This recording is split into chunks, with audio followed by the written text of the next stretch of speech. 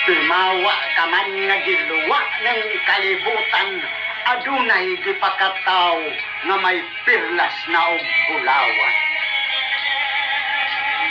Maoy panag-ingnan sa panultiho.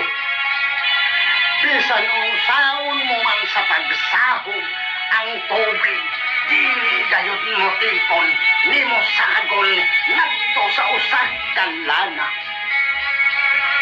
Mudumi gayud kay ang kinabuhi gihitawan. Mudumili ug dili gayud anang kanimo. Inairan ka. Ug kuli na nga may abot pa ang kabuhong nga gipakamit